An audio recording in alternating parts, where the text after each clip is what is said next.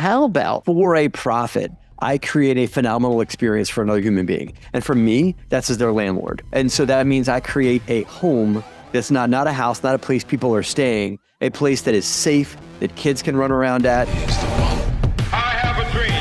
With great power comes great responsibility. I can do this all day. This is it. Don't get scared now. They may take our lives, but they'll never take our freedom. Cinderella's story out of nowhere. It's in the home. That the only thing we have to fear is fear itself.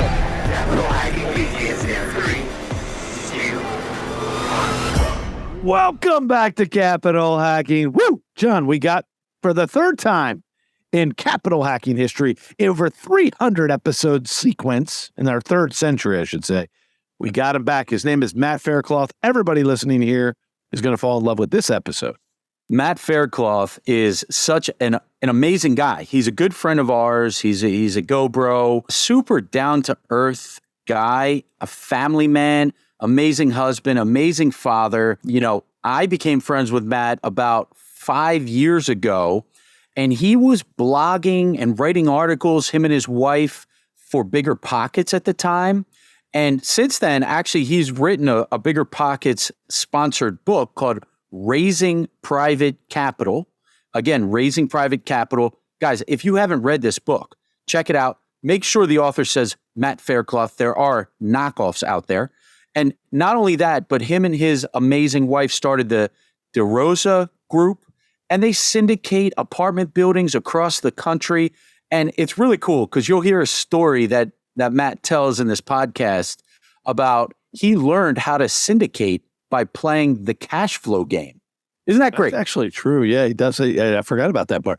Yes. And so from my point of view, big love, big respect for Matt Faircloth and his lovely wife, Liz Faircloth. As a matter of fact, that book, Raising Private Capital, and a great relationship that formed from reading that book with Matt is how we learned ultimately how to raise a capital in the Accountable Equity Group. So thank you, Matt, for all you've done for us.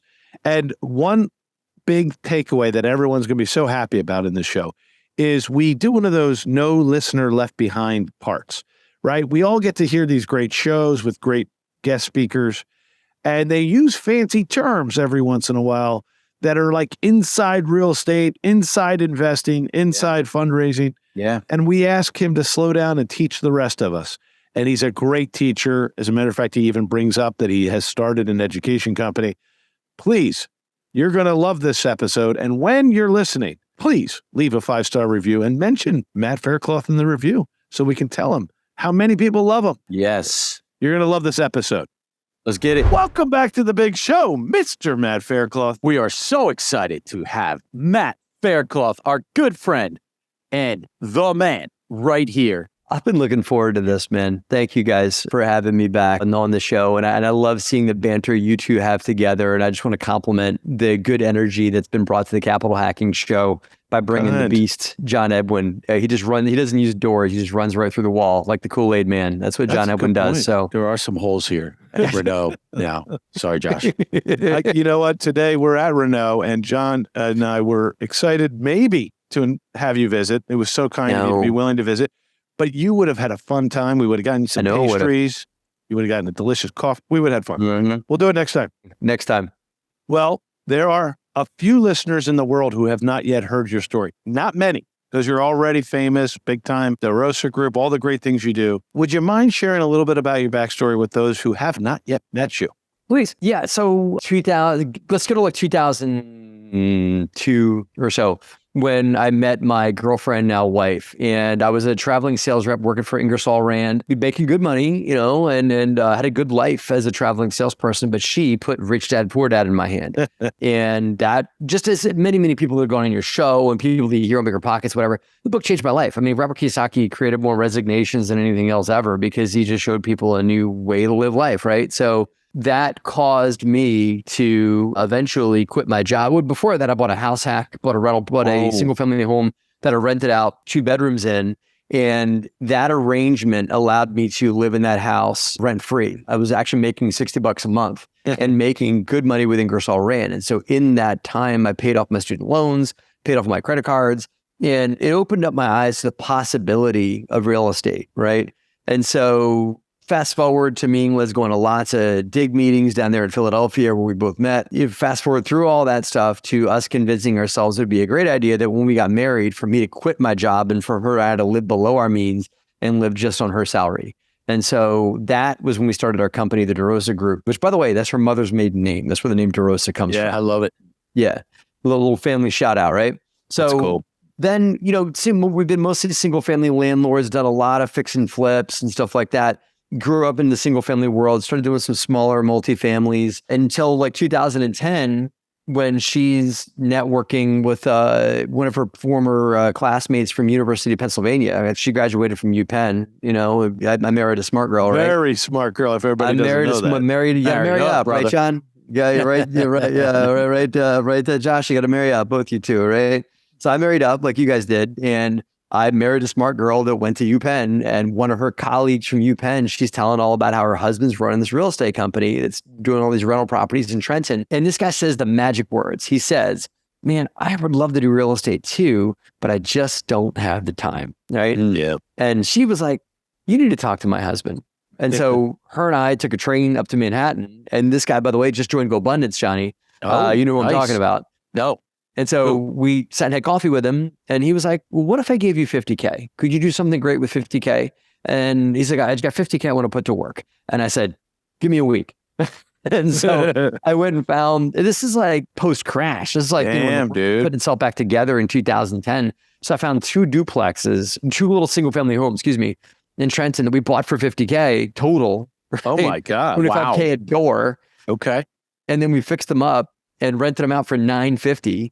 Okay. More than the 2% rule and all that. And it made great cash flow. And then this guy, who's also a financial planner by trade, goes and tells all his clients about how this dude down in Trenton is taking his money and putting it to work and making him good cash flow. Before you know it, I was like a spillover of some of his clients that wanted put extra money to work. So I learned how to put money to work in real estate. And that's how a lot of the concepts that are in my book, Raising Private Capital, were formed in those initial years from 2010, 11, 12 and forward, in just putting small amounts of money to work for people in real estate. It just became more and more and more money. So we started buying more larger and larger properties. And so now we're in multifamily deals and other exciting ventures. You're in some very exciting ventures. So Matt, I love the one story you told me years ago about you sat down to play the cash flow game. Yeah. And a light bulb went off on your head and you realized how to transition that to syndicate. Can you talk a little bit about that? Sure.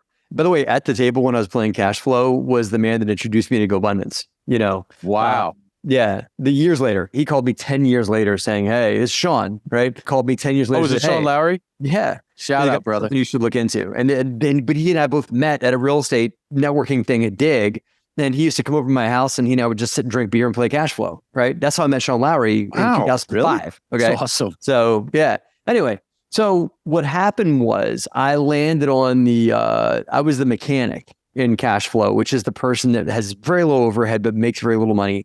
And the guy, could have been Sean, guy across from me is the doctor that makes a ton of money, but also has a lot of expenses. And so I went to the doctor and I said, here's the deal. I think this is the story you're talking about. I said, I'm the next card I land on. Right now, like I can afford to land on small deals in cash flow. There's small deals, which are $5,000 or less to invest in. And then there's big deals. And big deals are $5,000 or more. And so I went to the doctor. I said, here's the deal. I can't afford to land on the big deal cards. I can't afford to pay those right now, but I'm going to land on one of those. And then you're going to borrow the money because you have the income to do it. And you're going to bankroll my deal and we're going to split the profits 50-50. Right. Boom. And they said, okay, we'll do it. So the next thing you know, I landed on a 10-unit apartment building, or I think it was a 24-unit in the game. We were able to figure out how to do the deal. And then we owned it for like one cycle around the board, and then we sold it. And we both made like $1 million in selling the property in the game. But it took us both out of the rat race. So me and the doctor won. I'm the deal finder, the deal provider in Raising Private Capital. He was the cash provider. And we structured the whole thing on the little cash flow balance sheet. I think we abided by the rules of the game, So you're taking my breath away, Matt, because this is one of your superpowers. Yeah. And if everybody, we're driving around, we're listening, or we're treadmilling, And I want us to stop and just soak this up. So now today, fast forward, you're a very famous and successful and beloved syndicator for Just a real estate dude trying to get by, man. hundreds of people need you and work with you. It's great. But I want to break down the other part of your life is education. Yes. And as a matter of fact, the Roaster Group, people, we're going to give the links in the email in the post notes where you can actually learn how to learn side by side, but what you do, how you do it, and understand the culture. So as a teaser, there were 3 things you mentioned during your teaching a minute ago that we don't all know what you're talking about. So for those who have not ever done active investing before, please explain what a DIG, RIA, what a RIA is, because people don't know that these are available. Sure. 2, explain the 2% rule. We'll get to that in a minute. You threw it out there, but people, that's actually an epiphany moment for people where they realize, oh, if I buy a building and then I can figure out what I should charge rent and see if it was worth buying. You got some cool stuff here. Why don't I let you just explain these RIAs and what you were talking about? So RIA stands for Real Estate Investment Association, and there is a national RIA that's over all the RIAs across the country. And there's likely a RIA in your own backyard. Whoever's, you're listening right now, there's likely is or should be a real estate networking group that's where you live. That doesn't be associated with the National Association with the National Real Estate Investors Association. And you got to be careful with some of the national RIA things because a lot of times they bring in these run to the back of the room speakers. They still do that. There's been a lot of push to get away from things like that because thank goodness for Bigger Pockets, because before Bigger Pockets, the only way you could learn about real estate was to pay one of those run to the back of the room guru folks about, whatever the real estate concept was. But the RIAs are still are there to help people that want to do business in a market, network and meet other people that are already doing business in a market.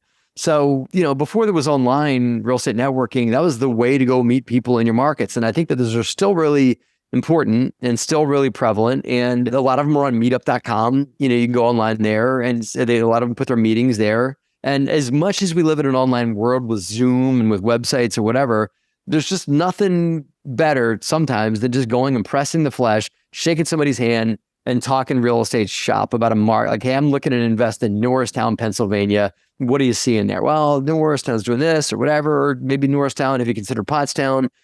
Just real conversations from real people that are doing deals. And that's what the RIAs are. And I highly recommend them to anybody, whether you're seasoned or not. Those are the places to go. John's going to ask you a question, but for me, and if you haven't done this before yet, Jenny, Sam, whoever's listening, the biggest thing about these is it shows you it's real. Yeah. Just like these podcasts. And it's possible too. It's possible. You walk in the room and the first time you tend to be an observer, probably. Yep. And you hear somebody say, I am selling an investment house for $450,000 and it makes money. And I'll finance it. I'll do seller financing. And someone else says, oh, I'll talk to you. And deals sometimes actually happen. And it takes the mystery out of it. Because I will say there's an avalanche of mystery. It's like, I hear Matt Faircloth. He seems like a wonderful person, but boy, how do you do what he's talking about? Anyway, just makes it real. Yeah. Do you want to do 2% rule, John? Yeah. No, hit that, and then I have a question for you. And is it 1% or 2%? What's the normal rule? There's just the percent rule, right? There's the 1% rule, 2% rule, whatever it is. And all that is that like, if I'm buying a rental property, if I look at the purchase price per unit, let's just say for fun, Josh, I'm paying $100,000 per unit for a rental property. If I multiply that purchase price by 1%, and that equals the rent that I'm getting per month in the property. So $100,000 per door, per unit, whatever. If those units are renting at $1,000 a month, that property abides by the 1% rule, and 2% as you go, it would be $100,000 purchase price per unit on a property, and those units would be renting at $2,000. Now, the reason why that's important to know is that it is a simple rule of thumb, which rule of thumbs is a great way to get your thumb cut off, right? But a rule of thumb sometimes work, right? And you've been around for a while. For me, I just use them as a gauge, like, should I go forward or not? I'm not going to make an offer on a rule of thumb, but it's a good way to know, So a good rule of thumb back in the day used to be a really good rental property would be at the 2% rule. I've yet to see, Josh, a 2% rule rental property forever, in a long time. Then you have them in really underperforming markets, like, God love Trenton, but Trenton can still perform at 2%. But that's only if the tenants, if you do collect your rent that month, then it's performing at 2%. But a lot of your really sub-tier D-class markets, not just Trenton, but just, your D markets or dicey markets of the world can perform lower than 1% because people don't want to pay very much for properties where you're not sure if you're going to collect or not. Maybe there's some safety issues or whatever. The 1% rule is now more of a standard. And it's like if a property performs the 1% rule, you get a pretty good chance that it's going to make at least some money for cash flow and it's worth investigating further. So that's what the 1% rule, 2% rule is. Thank you. Yeah, thank you for clearing that up, Matt. That's incredible. And for our listeners, you can tell how humble Matt is, because when Josh says that Matt is famous, he is famous, actually.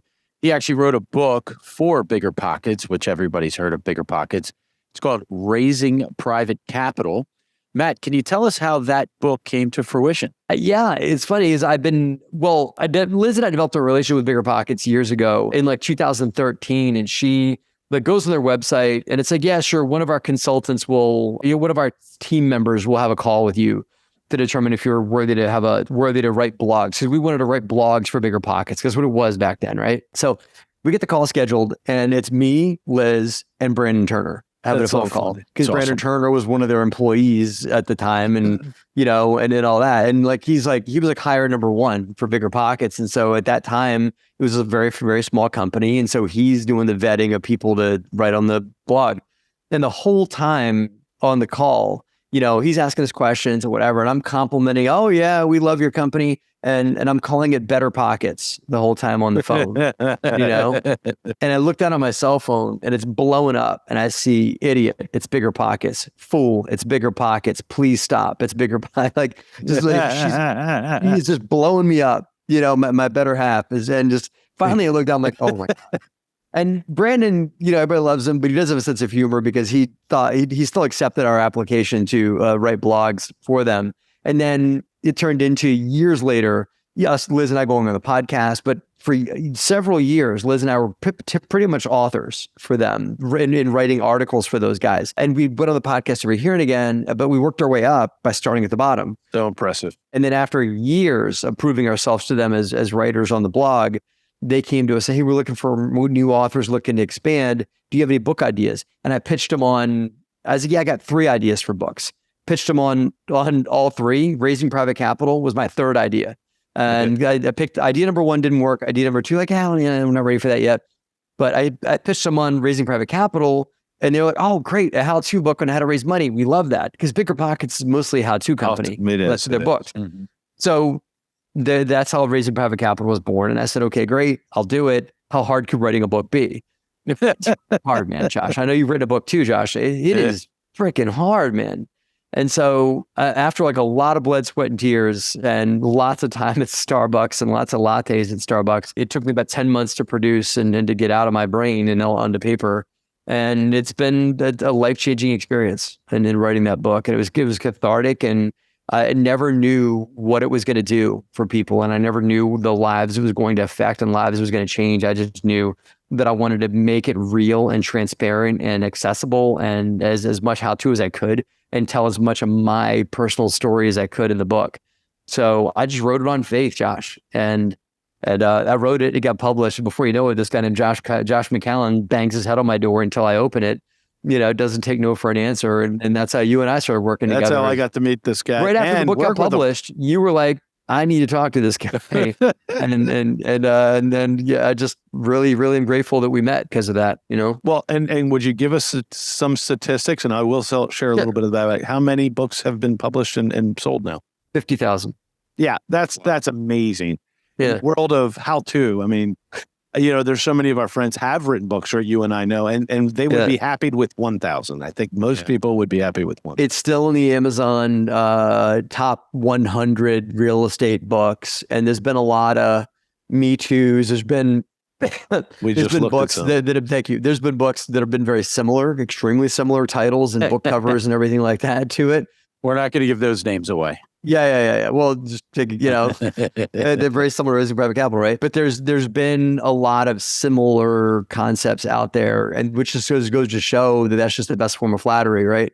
And at the end of the day, I'm just grateful that I got a shot from BP to believe in me to put the book out there, and so I think it's a relevant topic, and it remains relevant. I wrote it almost 5 years ago.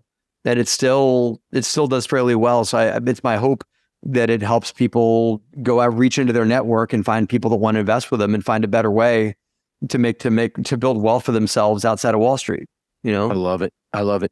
Josh, so when you got that $50,000 loan, Or Matt, either of us. He got Josh so will take better pockets, bigger pockets, Josh, Matt. Yeah, sorry about that. So Matt, when you got that $50,000 loan, what year was that? 2011. 2011. Yeah. And now, how much in real estate deals have you done as far as money wise? 30 plus million, 40 million? Where are you at? We've done, at that time, when we took that check, we controlled 30 units. We have 1,800 now. Wow. Amazing. We've done 146 million in real estate transactions. Wow. Since that day. And we've raised around 56 million, I think. Congratulations. In total equity. I could be off, but that's about what I believe it is off the top of my head. And hundreds of families have been helped. Yeah. I can name about a dozen people, Josh, that have retired from their jobs. That I got one guy that immigrated to the United States, was able to work his way up the food chain and get a pretty good job but moved here from Argentina, and because of his investments with us, was able to move back home and start a family in his home country of Argentina through cash flow he made with the Rosa Group. What a blessing! What a blessing! That's what it is. And I'm not like, and nothing in there's how much money I made in that whole thing, because it doesn't matter. It really matters in the lives that I've affected and folks that have changed and distributions we paid and cash flow we've made people and the amount of money we've made others and helped them achieve their financial dreams. I can think of at least a dozen that have either quit their job or changed their lifestyle because of what we've been able to do for them financially, and that's my juice. That's why we have guests like you on here, Matt, because we're not interested in just helping people make more money. We're interested in making an impact on many, many lives. And we're interested in guests that have that same mindset. And, my wife and I often talk about the lily pad effect. And it's like, you walk by a pond or whatever, and maybe there's one or two lily pads, and then a week later there's a bunch. And it seems like it happened overnight, but they were growing for so long. And it sounds like you started your journey in 2004, and here we are in 2023, and you've built something amazing. And it didn't happen overnight, although people may look at it that way. Can you speak a little bit about how you scaled over the last 10 years? Because really that's where the large scale happened. I know there was a lot of growth prior to. Yeah. No, banged your head on the wall like anybody does in the beginning there. But the real scale happened. And we teach this in our masterminds and our retreats that we offer and stuff like that, in like me learning how to stay in my lane, right? And me figuring out, okay, what is Matt great at? Okay, Matt can do equity sales. He can deal with investor relations. He's a people person. He's a good problem fixer, a good outside the box thinker kind of guy. So Matt should just do that. Should Matt be dealing with contractors? No, because he's too damn nice. And he'll let contractors walk all over him. He needs to hire people like John that are not too nice, that'll browbeat the contractor into submission for him, right? Yeah, and should Matt be running the financial analysis on properties? No. Although I have my background in engineering, I'm not a spreadsheet guy. I'm not. I'd rather not do that, and I'd rather have someone who knows spreadsheet and really bleeds numbers and all that do that. So the success that I think that we've seen at DeRosa, when I think about it in reverse, I look back at the folks that I started partnering with or hiring as a company or as a business partner that can do the things that I'm not great at. And it takes some humility, and it takes like being willing to look yourself in the mirror. And like, there's a lot of, you take your superhero cape off and say, okay, maybe I'm not superhuman and can't do everything. Maybe I should just focus on what my God-given talents are and just do these things. And everything else, get somebody else to do those things. So my wife, who has her master's in social work, was keeping our books, right? Should not be keeping our books. No master in finance. She should be doing people stuff. And she does now, right? So at the end of the day, like hiring a bookkeeper, super simple, but I shouldn't be keeping my own books. And it allowed me to expand into what can I give away? And the more stuff I give away and allow myself to focus on my core, the more successful we become as a company. That is beautiful. Yeah. And there's this pivot here I want to do. Not only are we going to take a quick commercial break, but we're also going to come back and lay on some serious value. In a way, I'm going to make it visible, or I'm going to beg you, I should say, to highlight the two components of your book, which you've actually teased already. Sure. So we'll be right back and we'll dig in. Let's do it. Hi, this is Melanie McCallan. Josh and I are just so grateful for the many investors who have already joined us at Accountable Equity. Accountable Equity is so much more than a capital group. It's really a community of accredited investors that want to learn and grow together. I just want to personally invite you, if you want to find out more about this type of investment and see if it's right for you and your family, please visit us at accountableequity.com. We're back. All right. Now, Matt, there's so much more we have to talk about. I have to start off by sharing our story. So Matt Faircloth caught our attention through Bigger Pockets. I must have heard you on Bigger Pockets or found out about your book. Here's what caught my attention, and this is a compliment to DeRosa Group's culture. Your motto is transforming lives through real estate. And I remember learning about you, then I start Googling you, and then I'm watching you speak to your investors on your website, and you're driving the town, and you're saying, here's a house. Now, this house does make money.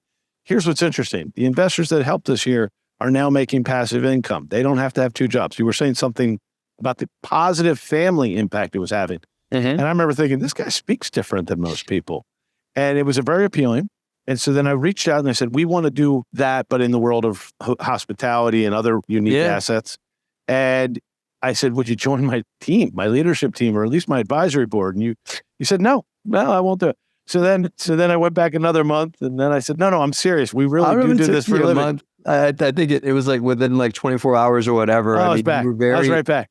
Well, I'll tell you when I fell in love with what it is that you're doing, if you may allow me a little bit, because as much as transforming lives through real estate's my mantra, when I saw what you were creating with Viva May values, that it's really not about like the corporate bottom line and how much money can we make and how much profit can I make or whatever. It's about like, hey, how about for a profit, I create a phenomenal experience for another human being. And for me, that's as their landlord, right? And so that means I create a home that's not a house, not a place people are staying, a place that is safe, that kids can run around at. You know, folks that are, ne'er-do-wells or that choose not to abide by the law are not welcome at my properties, and I make sure they know that. And that, so we don't get those kind of folks. I want kids and families, not drug dealers, and we make sure that the latter does not stay, because that's not transforming lives through real estate. That's pulling things down. I bring things up. So we build playgrounds, things that take money out of my pocket, but it creates a better environment for people to want to live. I want to give them a better life, and I want to make money while I do it.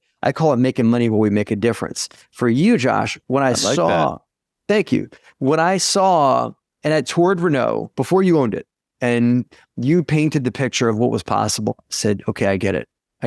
And at the time, I think you and I sat down for lunch at their Renault before you owned it, and you explained to me Viva May values, the 4 things, right? I said, okay, I got it. If he can do that here, this guy is the Walt Disney of resorts, Yeah. And so that's when I was a hell yes. I was no, I got to focus on raising money for apartment buildings, or I got to focus money on my business or whatever. And what we ended up doing, Josh, is partnering with you, and we raised the money we raised for Renault, and I had an apartment building deal at the same time.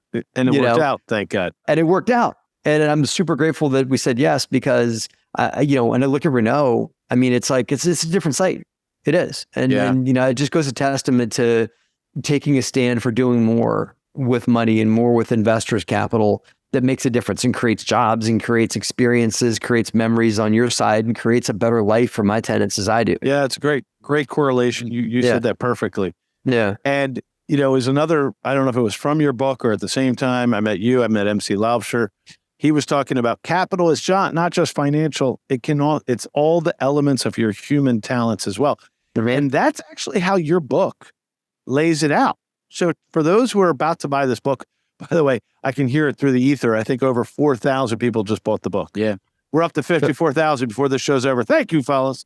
So thousands of people hopefully buy this book after this episode. Blessings. Thank you. You teased it. Earlier in the show, you said, I was playing cash flow, and I was the deal finder, and the other person was the deal capital provider. Yes. You were the human that put the talent and the capital of your time and energy, and they put financial. And that's your story all the way back to 2010. And that's how you divide the book, correct? Yeah. It's got in raising private capital with a deal provider, cash provider. And the reason why I wanted to really highlight those two is because when I dealt with some investors, when I was just getting going, and I would get in front of a money person that thought they knew more than I did. They put their money up on a pedestal and felt like in some ways that the money, the dollars to make the deal happen was more important than the deal. And so they're always trying to squeeze me or push the operator on returns, or, well, I want to see this, I want to see that, I want you to do this, I want you to do that.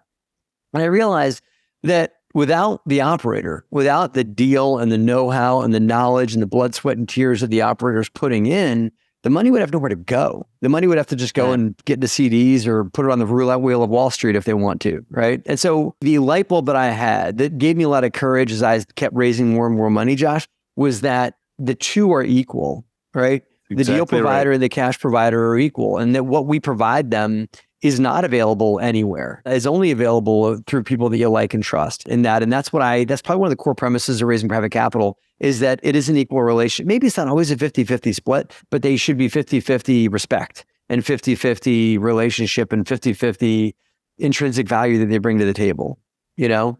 You see why I love this guy? Yeah. It makes sense. Yeah. And this is the difference. You know, so many of our investors, I'm sure, just like the investors that love you, I was just with them at an event at the beginning of the year, or actually the end of the year, and they said thank you to me. I remember meeting someone that had met us through a referral, which is the ultimate thank you, right, Matt? You love when someone refers you.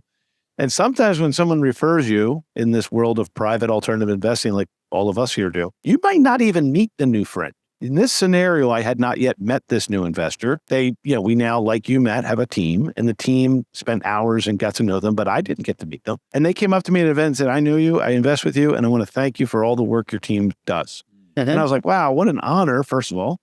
And they saw it as equal, like you said. And it's, I think people listening here right now who are either about to try to buy a project and have not ever raised a dollar, it is daunting. Don't let any of this. Don't forget, I mean, there's books out there by Matt, there's trainings out there, because it is actually daunting to ask for the first dollar. It is. And if you have a solid deal and you have the solid skill set to build the deal into a profitable event for that family, then it is fair. It's a fair trade. And you should build your business to the point where you're willing to go to your own mama and ask your own mama to put money in your company. If you're not comfortable enough in your business systems that family members and loved ones can give you their money, and you can feel assured that your family members and loved ones have money with you and that they are under your wing and you're taking care of them, if you're not at that level yet, then you got to work on your business first before you get out there and raise money. That's so good. Yeah. And my own mama has money with me, and I treat everybody's money that way. But the matter of fact of it is that, we should build our business to the point where we're willing to take on people's money. And by the way, going back to putting the money above the operations, most of the time it's not investors that do that, it's us as operators. And when I see new investors go out to raise money from people for the very first time to get that first dollar, they tend to put the money up on a pedestal themselves. And it's almost like they're going and begging someone, please, could you please put $50,000 into my deal?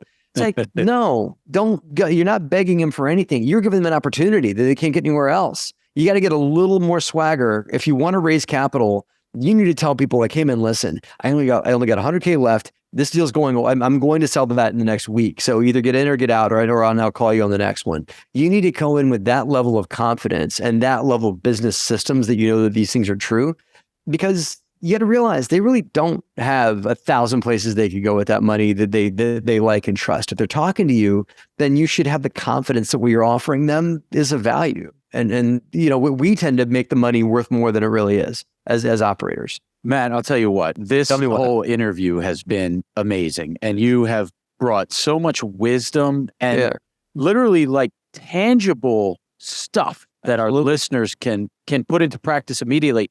And the last 3 minutes of this interview, I think, should really establish a lot of confidence in our listeners who are brand new at raising money and looking to get into the game, because it is a massive value when you have an incredible product and other people can invest, and they should be honored to do that. And by the way, thank you for being on. Thank you for everything that you've given to us today. How can our listeners find you? How can they connect? Sure. We've really focused a lot on our website. And so, single point, they can follow me on Instagram at @Faircloth, but really just the way to hear about everything we offer is just go to our website, derosagroup.com, DEROSA group.com, derosagroup.com. Just go there and you can learn if you want to passively invest with us. We do accredited and non-accredited stuff. If we build a real pre-existing relationship with you, you can do that there. You can also learn how to learn from us, that we all do offer education products from, low price stuff to, more direct access to us that's a little more higher priced. And that's all available at our website because we want to help people, whether they're passive investors or those that want to have transparent, well-functioning businesses like we do. They can get all that on our website. I want to highlight one thing that you just said, though, because a lot of people who raise private capital only raise money through accredited investors. Yeah. And Matt, what you just said was people can go to your website. They don't have to be accredited. By the way, to be accredited, you have to have a net worth of over $1 million. Yes. If you don't have that, you can still invest with Matt Faircloth, DeRosa Group, and all the great things that they're doing. So head over to their website and definitely check out all the great stuff they have. There's Matt more hurdles to do it, but I don't believe that what we offer, in our separate companies should be available to only accredited. It's not that I'm breaking the rules. It's just that I believe that what we do should be available to everyone. I do. That I'm not going to stop until we get there. Until everybody can do in investing with organizations like Accountable Equity and DeRosa Group. So that's my long-term mission, is to create that kind of stuff to where, like, my tenants, Josh, that live in my property, that are paying me $1,000 a month, that they can afford to own a piece of the building they live in. That's Josh. actually I'm not going to stop until I can create that. There we go.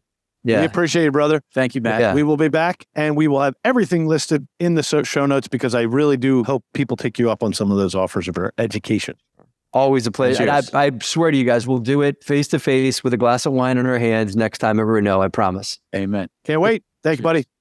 Thanks, guys. Damn straight. We just got buddy. We got to the end of another great show, and everyone listening right now, you're the family and friends. Thanks for staying till the end. That was so fun. And hey, hit the like, hit subscribe. We're here to serve you guys. That's why we're doing this show. Josh is not paying me. I'm doing this off of my quote unquote sweat equity, because we want to make a difference in your life. And then that ripple effect will continue to touch the world.